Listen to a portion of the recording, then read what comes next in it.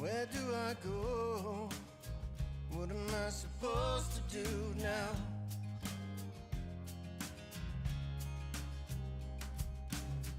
Everything I know, everything is different now.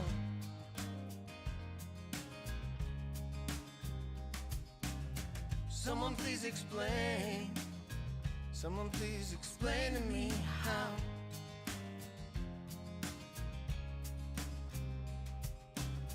How do I know? How do I know what to do now?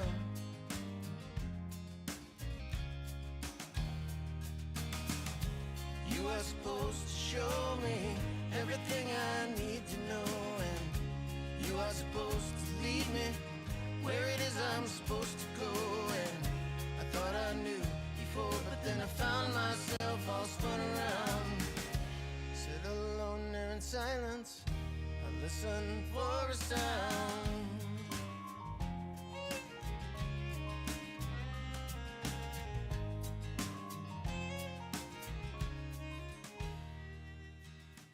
Won't you take my hand, lead me to the welcome in, welcome in, welcome in.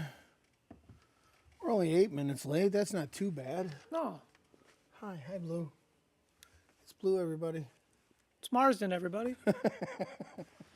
As you can see, I have a wonderful voice. I sang at 4 different places in 3 days last weekend, and I paid the price yesterday.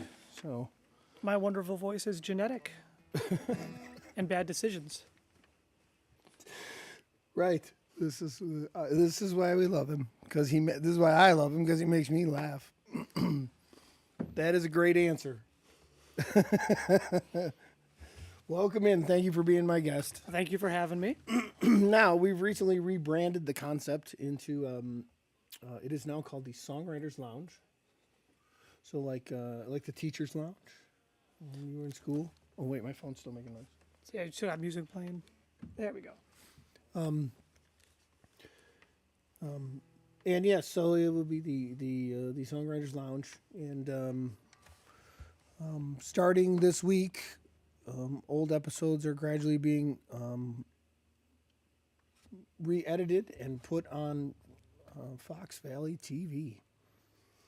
Can you believe that? Yeah, somebody's allowing me on television. Well, the guy that makes the decisions hasn't seen the episode yet, so we don't know. Oh, there's still time. Yeah. There's still plenty of time. So, but I like to start out the episodes these days by saying hello to my grandkids, Lainey and Leo, and Vivi, and Lena, and Juanito. That's all of them? Paquito, Juanito. There's one more on the way, but he It's a lot of grandkids. right, he doesn't exist yet. Technically, he'd exist. It depends. That's a theory thing. But my daughter is pregnant with another little one, and so we're.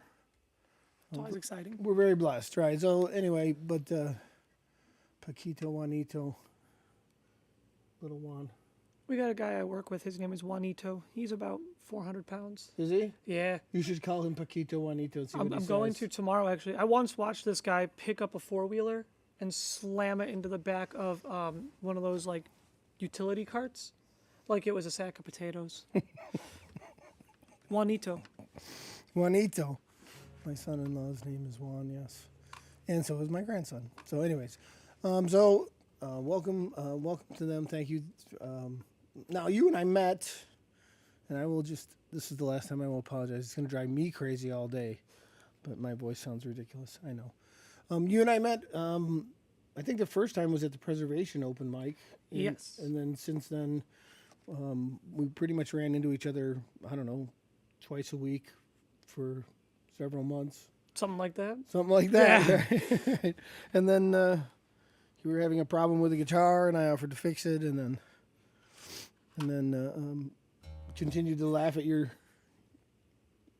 stand-up comedy, which you maintain is not stand-up comedy. But no, that's just who I am, man. It was just naturally this funny. It's great. It's wonderful. So, how long have you been writing songs, would you say? That's actually a tough question because I wrote songs in high school. I played in a couple of punk bands that didn't really go anywhere. But I didn't start performing my own original music until fairly recently. I took a really long hiatus from music, and none of the songs I wrote before I came back from that hiatus have ever been played live. Right on. Yeah, Just yeah. not interested in. I don't have most of them anymore. Yeah. Yeah, that's that one. That's a whole We'll story. save that for a different episode. Yeah, but I've recently started writing songs again within the last year or two, and I think the last couple of weeks I've been on a kick of just writing something every day, and I've got a couple that I like. One or two of them have been in rotation around the open mics. That's all that experts say. If you want to write songs, then what you do is you write songs, and many of them won't meet the standard that you're striving for. But the more you do it, the closer you get, and the more fluid. It's exercising a muscle. So Exactly. I think that's great. I think that's really great. I am. Let's see. We did, and so you grew up in this area, I did. and but I heard you refer to hopping trains. Hoppin' Freight was very short-lived, and It wasn't like a 7-year run. no, it was it was a bunch of crap when I lived in Missouri for a little bit, and it was my escape, and it didn't take it very far. It was the music I listened to. That whole lifestyle is very over glamorized, Right. and I was like, yeah, I'm gonna give it a shot, and it was nothing like a good sad cowboy song. It was just being a sad cowboy, and I missed taking showers. It wasn't really as exciting as you No. hoped it would be. No, I'm really glad to live in a place where I can shower every day and sleep in a bed. You can shower every day, but the older you get, the less you do. Yeah, you just run out of time. I think I showered this morning. I think you No, just care less. I I showered don't know. last night, and that was good. Yeah, Yeah, yeah. I think I showered recently. I don't know. yeah. It was one of those days that ended in Y. I think it was in March was my last shower. No. But since I don't get up and go work every day and I was working in construction for 37 years or whatever. Pretty much you get nasty, filthy, and you rinse that off of you. The difference between people who take a shower before work and people who take a shower after work. I was the people who take a shower after work. Yes, I need to pretty much every day after work. Even if I just spend my day at my desk, I have to take a shower. But now that my work is 38 steps down the backyard into this building, sometimes it's like I go, I haven't gone anywhere in a couple days. I think I should probably go wash myself. But there's nobody around but me. I know these are things that I probably shouldn't be revealing, but they're true. These are inside thoughts, Mike. My inside thoughts are my outside thoughts, really. There's a song right there. That is the next one that we're going to be hearing. So, would you like to play the audience's song? Yeah, I can play one of my newer ones or one that I wrote last year that I kind of abandoned until recently. Whichever makes you most comfortable. I've been playing both a lot of these songs a lot on repeat lately at the open mics just as practice for upcoming shows. You got your big one soon. Big one on Saturday, Road to Homegrown. I'm excited for that. I know. Horribly nervous, but excited. This is one that I'll be playing there, actually. This one's called If I Die Tomorrow, and it started as a joke song, and then it kind of developed. I thought you gave it the intro. I pushed the reverb button. You're good. And you kept talking. All right, go ahead.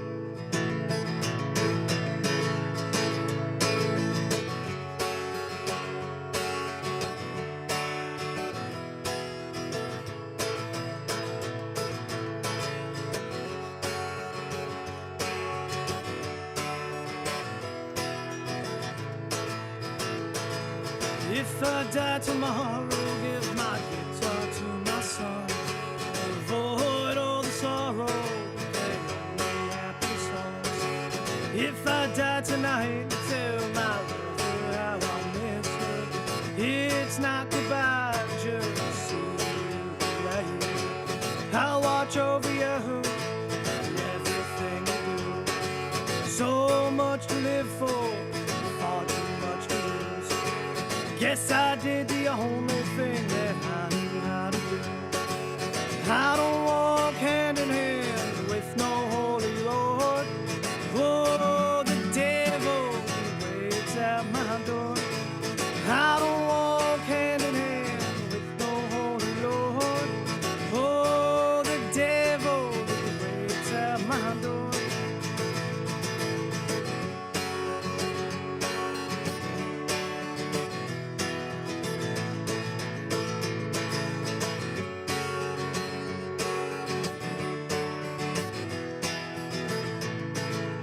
If I die with no cross around my sinning back, how does that make me worse than the rest?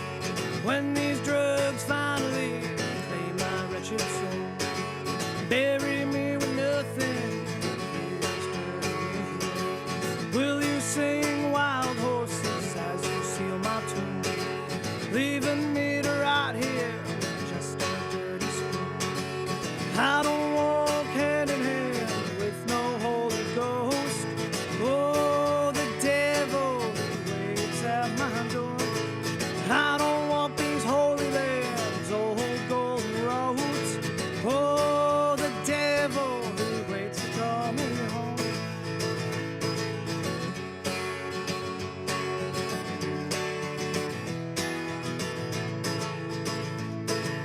When I finally reach my bitter end, gather all my family and my rowdy friends, wish you well and I'll see you all again.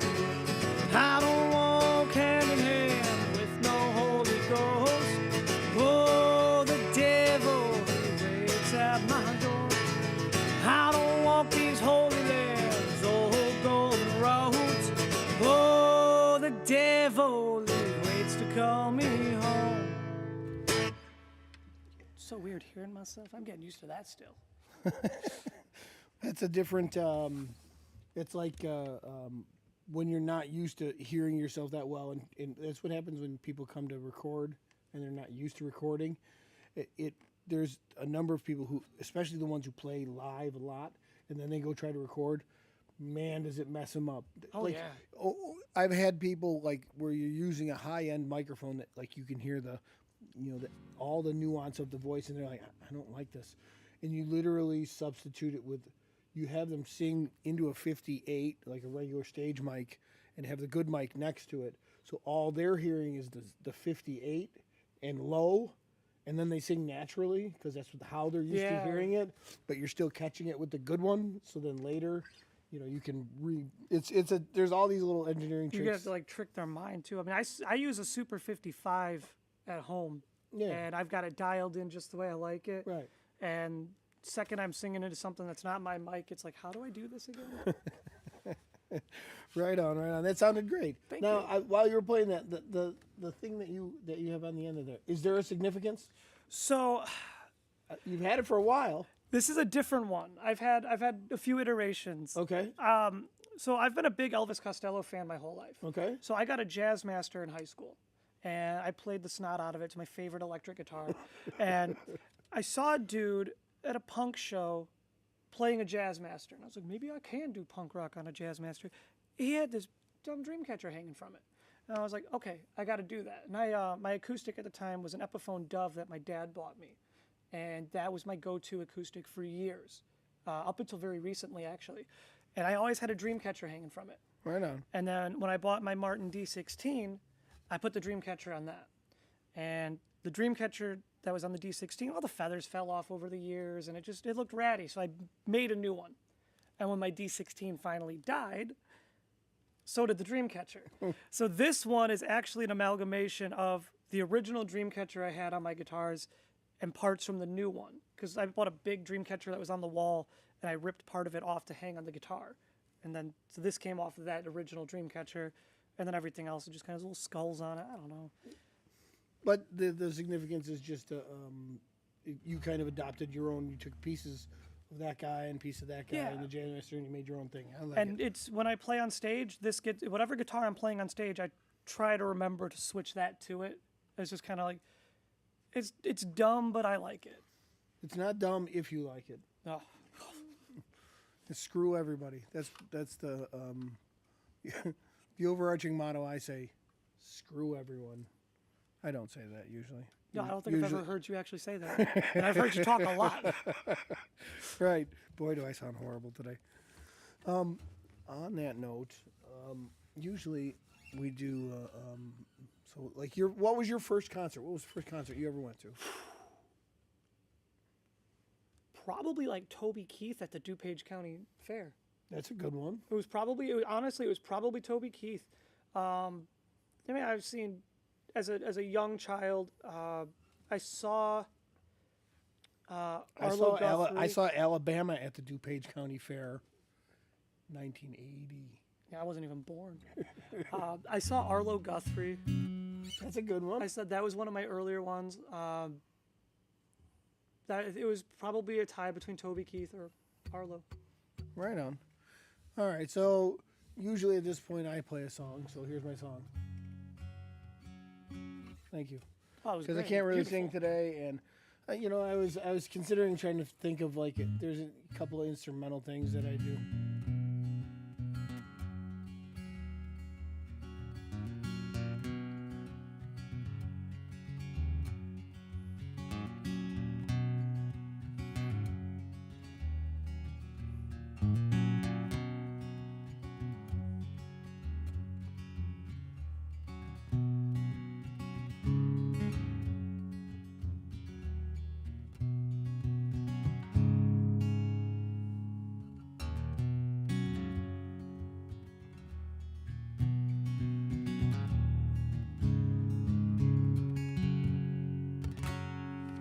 Oh yeah, there's that. That's one of those things that like when you pick up your guitar, you fiddle around with a million times. I also considered like setting up a bass. I wrote this this instrumental. This would be like I don't know, 1992 ish. It was a track with a drum machine beat, very simple, like, and it just on repeat. And it was like I tracked 3 separate bass guitar parts and blended them together. One was melody, one was rhythm, one was and it was in memory of a young man who was a neighbor when I was a kid who died tragically. Ironically, you've heard me play a song called "No More," where I talk about a father's grief, the end of a father's grief that he couldn't outrun. And the first song was about Eric, the young man who passed away. And then this later on, the father couldn't manage it, and many years later he ended up taking his own life. And then I wrote this other song because there were these companion pieces, and I was like, maybe I'll do that, maybe. And then you can see what a well-oiled machine this is when you got here. So things were going great. Oh, just I had plenty of time to swimmingly. set everything up. Yeah. There was a point where I thought maybe, I don't know, we might be setting up the phone. That's the go-to option when everything's going wrong. That's more on par with how I usually roll. Everything's fly by the seat of your pants. My whole life. That brings us to album side of the day, and this like 2 weeks ago on Record Store Weekend, I went over to the Crooked Arm there in Lisle, and very nice people. I ended up playing there that Sunday, and I was just poking around at the non-Record Store Day stuff. I like to buy things that are seemingly useless to many people, but I noticed this, which I didn't know, this Neil Diamond record produced by Robbie Robertson of the band, and now I'm a big fan of Robbie Robertson, and I was like, hey, and I think it was like $3. Also a big fan of buying albums for $3. I think we all are. Right. Hopefully, sometimes I buy them and I just hope that they're not terrible. And this is not terrible. It's really, really good. Now, I would say if you're going to pick a side, you have to go with side one because it really, really is outstanding. Side one, Beautiful Noise, Stargazer, Lady O, Don't Think Feel, Surviving the Life, and If You Know What I Mean. It's really good, but you could go with either one because the second side's good too. And I don't really know. I was never like a huge Neil Diamond fan. I'm not like, I don't know any of those songs. I don't know if any of those are big Neil Diamond standards in any way. All I know is I dug it, and it was good. And I could tell that Robbie Robertson did engineer it. It was kind of interesting. I could tell. So your first concert you think was Toby Keith. Your first record, first CD, first cassette tape, first 8-track. Okay. You're way too. I could tell you every single one of those. So my first CD was "Cocky" by Kid Rock. Okay. My mom had it in in our little family minivan, and it had that song "Picture" with Sheryl Crow, which was like, my mom was like, "That's a great song." I liked the ones that had all the missing words and the weird noises, because I understood what censoring was. Yeah. So when I had my own money, I bought the uncensored version of the album, and I was just enamored with bad language in music. Right. And that was a big turning point for my musical journey. My first tape cassette was the Thomas and the Magic Railroad soundtrack. Sure. Which conveniently I got before who the can't CD. say that? I don't know. Yeah. I can't. Conveniently got that before I got the Kid Rock CD. Sure. It'd be really weird if it didn't. My first 8-track, Did you have an 8-track? I did actually. I Wow. bought a big stack of them from Craigslist or something, and I believe it was I think there was a Johnny Cash in there. Right on. There was something by Cash. A lot of like old country stuff and like old classic rock. Well, sure. My dad had an 8-track player in his garage, and he would just listen to the same 12 8-tracks, which 4 of them were Bob Seger. So. Oh, you can't go wrong. Okay, I saw Bob Seger live a couple years ago, and it was phenomenal. Yeah. Larkin Poe opened for believe them, it. and it was just the whole show was just great. Well, talk about a guy that can write a song, man. I mean, there's that guy's written some songs, man, and I don't know the art of writing a song where you can there's a song that we talked about of yours that is has way too many swear words and is far too foul to really be. I would get in a lot of trouble, I think, especially now that many of these will be edited for actual broadcast air, which we were discussing. Yes. But then when you were warming up, you were playing your song "Narcissist," which, again, would get me in a lot of trouble, but what a great song, and you're like, yeah, people gravitate toward that, and Yeah, it's at open mics and even at shows. That's the one. There's always somebody going, "Play Narcissist." right. Like if I ever got big, that's my Freebird, and I don't know how I feel about that. Well, the people who write songs and go perform them, like I'm thinking of an interview with Jason Isbell, what I've heard from other people, be grateful that anybody wants to hear anything. And hopefully he would say, try to write good songs because you'll be surprised what people will like. And if you have to spend your whole life playing a song of your own that you don't like, that would kind of suck. I'm lucky it's an easy enough song to play. Right. I can do it on guitar, banjo, and ukulele. I have played it live on all. But can you do all three at the same time? I'm working on that. I sold my ukulele recently, but I'm trying. I would pay cash money to see that. Oh, I'm sure my lovely girlfriend would be absolutely livid if I started practicing that every single day. Banjo? Why? What's the matter with the banjo? It's not the banjo. It's the banjo and the ukulele at the same time. Nice. That might be a little Would that much. be a ukulanjo? They do make banjo ukuleles. Do they? My niece gave me a toy accordion a couple weeks ago. And every time I open it up, it is like, please put that away. I'm trying to learn Narcissist on the cats from the accordion. neighbors come over. The cops show up. Hey, we're getting noise complaints. You're going to have to knock that off, please. So, do you have another song that you'd like to play for the folks? Yes, I can play this new one that I've been noodling around with called "Until the Sun Burns Out." I like the new ones. Yeah, people seem to like them too. I'm still memorizing all the words and everything, and that's one of my greatest challenges. So I'll give it a shot.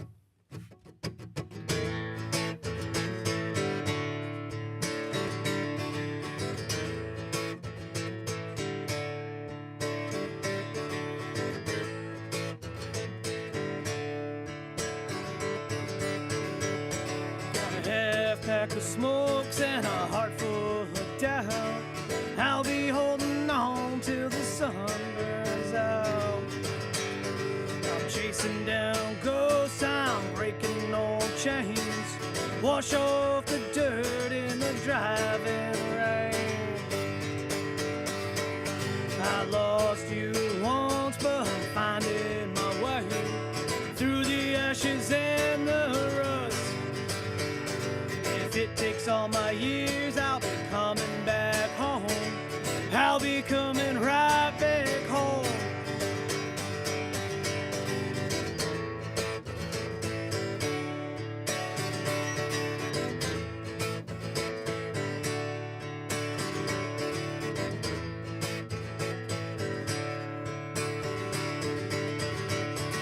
The nights get so long and the bottle runs dry. I can't keep the truth from my bloodshot eyes.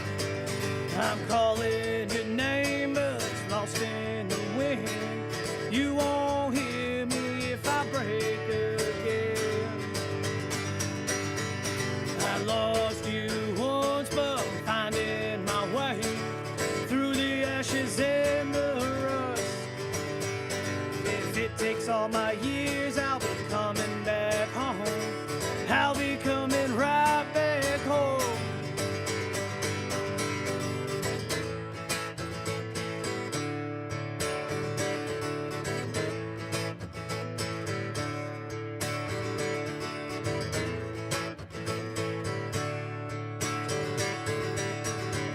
So light me your fire on the edge of the world. Let it burn through the night. I'll carry your name in the smoke and the flame, and I'll fight until the end. I lost you once, but I'm finding my way through the ashes and the rust. If it takes all my years, I'll be coming back home. I'll be coming right back home.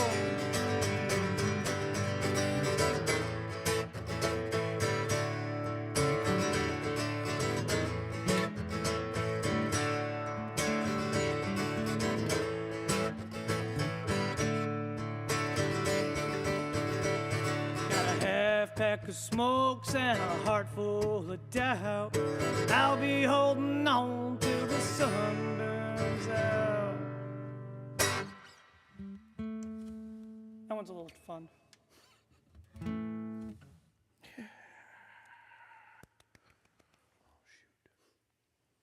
That's okay. That was great. Thank you. Well, I'm sorry. You mentioned the title and I forgot already. Until the Sun Burns Out. It was right there. Yeah. Till the sun burns out. I played a rough version of that on this floor like a month ago. Right on. When you were here, that it sounded not unfamiliar to me. I think I've even heard you play it out. Yeah. Yeah, I've played it a couple times. I played it. I think I played it Saturday at O'Neill's. Yeah. Okay. That sounded familiar. All right. Which was fun. Thank you for doing that. That was my pleasure. O'Neill's fabulous. What a fabulous place. I was trying to figure out how to detach the comments. You can see on the bottom on the screen at the bottom. Oh, I'm not wearing glasses. I can barely see that. There's a small screen on the laptop where the actual broadcast is.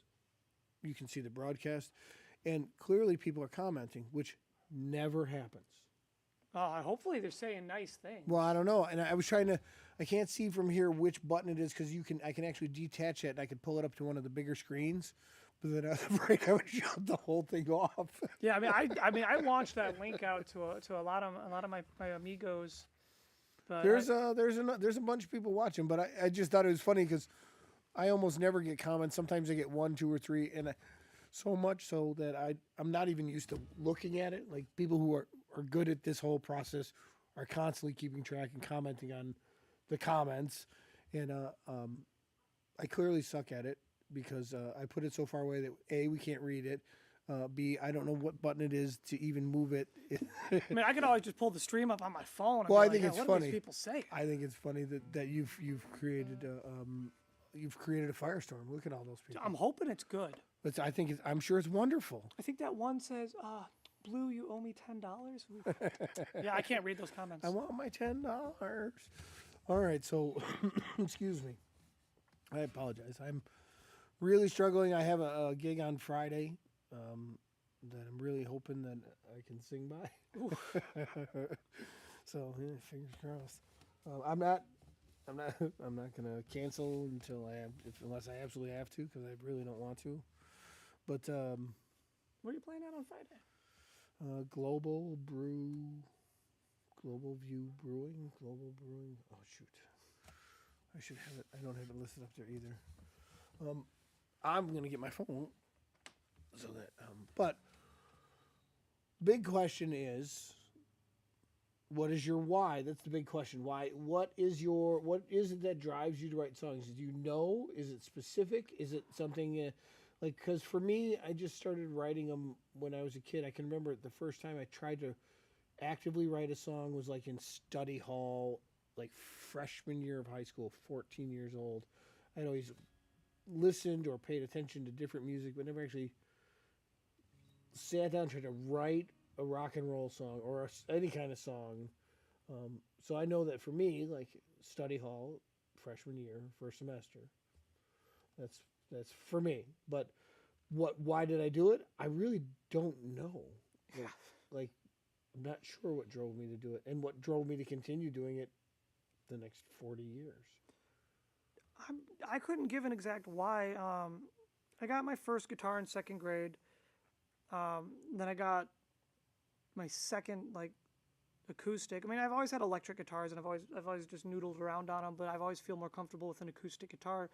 And I didn't start actually focusing on writing my own music until discovering Benjamin Todd and Lost Dog Street Band. You've probably heard me play countless of Benjamin Todd's songs live. The way that man can make you feel what he's feeling was a huge driving force. And I was like, I want to be able to do that. I have realized my songwriting talents are not in making you feel what I feel. Well, I don't exactly know what they are, but I write more comedic songs than I do heartfelt songs, but those don't get performed. In all seriousness, I would say that the songs that you write, even from a comedic viewpoint, you're still saying stuff that that either you need to say or there's a benefit in saying for others. And if somebody takes the time to listen, I'd be willing to bet that there's something to be gained. There's a message in there somewhere.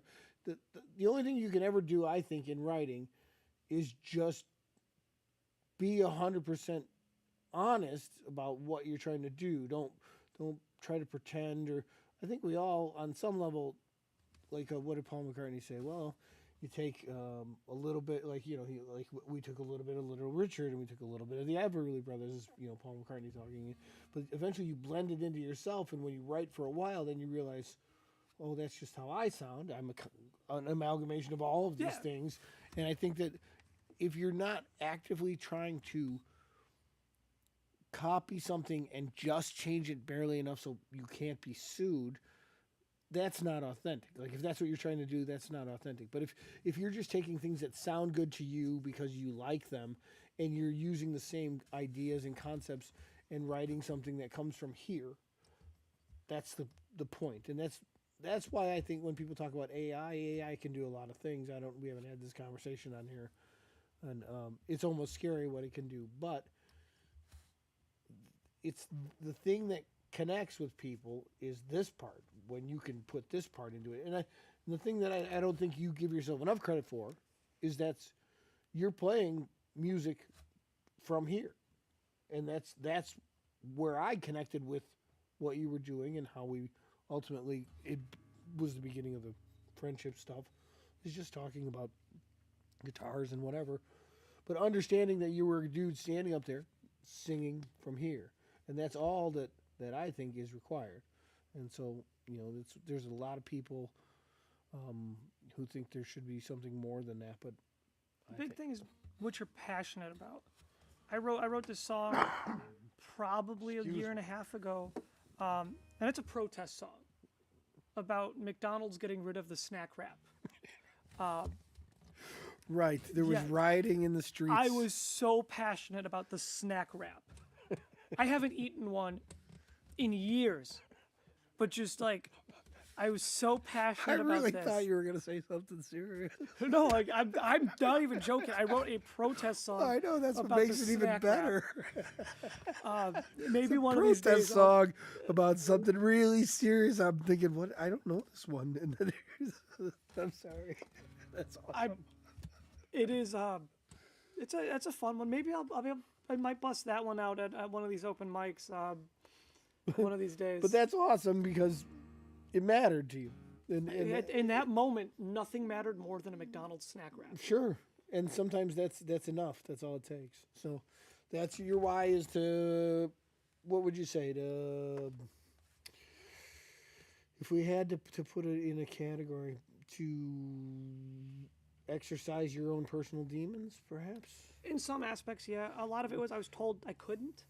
There you go. So it's more out of spite. Spite? Nicotine, and caffeine. It's what keeps me going every day.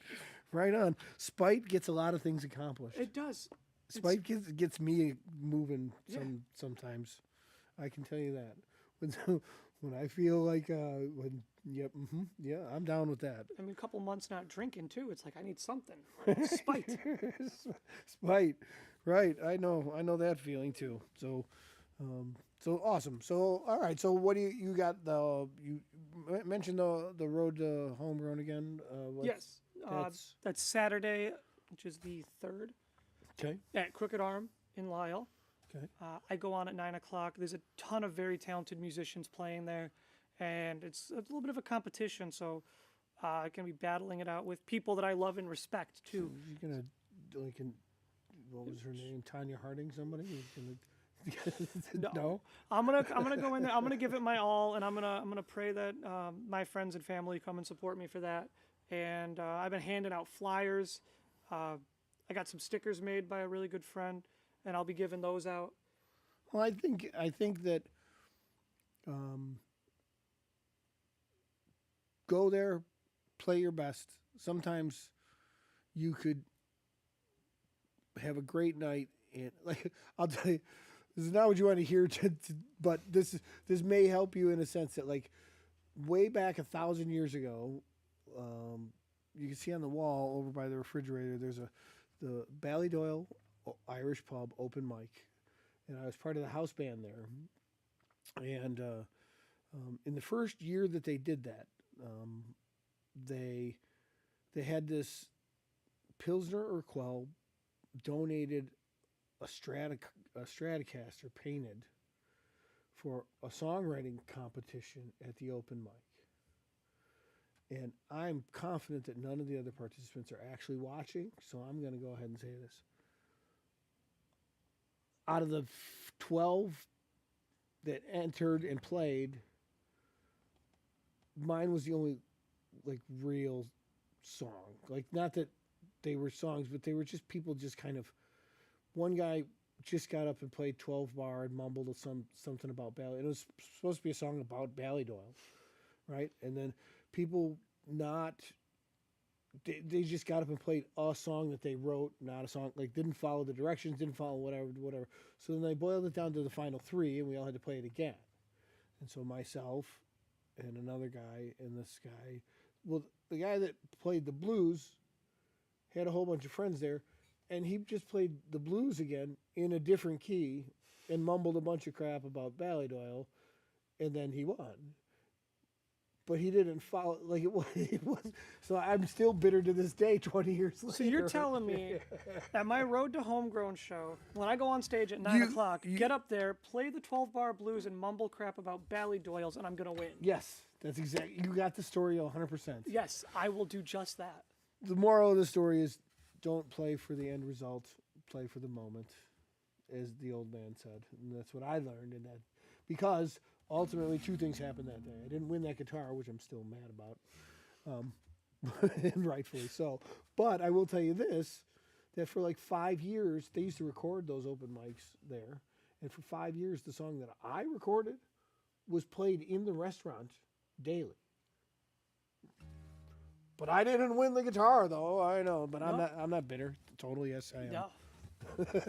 Point is, and people people in the place, I garnered respect from people that mattered to me in the way that I presented myself and how I did what I did, and I learned that I could do something in a way that I didn't think I could at the time. I didn't think I could meet such an assignment, and those are the things I got out of it. So don't focus on the end result. Focus on the moment and the playing and the good positive energy. And but I'm going there and voting for you, just so we're clear. So I'm excited. I'm super excited for the show. although I like many of the people that are on the list, There are some really good songwriters on that list. I have already you've already forced me. My arm, twisted my arm. That was Yeah, you guys couldn't see what went on before the camera started. right. Excuse me, I'm so sorry. All right, so that's our why we did that. You have that. Next week, Dan. Oh, my best friend. Right, and then in a couple weeks, MeL Muzic Fest. If you'd like to come to MeL Muzic Fest in the backyard, many of the people you've been seeing over the last few months are going to be here. It is a super secret location, so we're not posting the location on the internet. But if you'd like to come to MeL Muzic Fest, let me know, and I will get you here.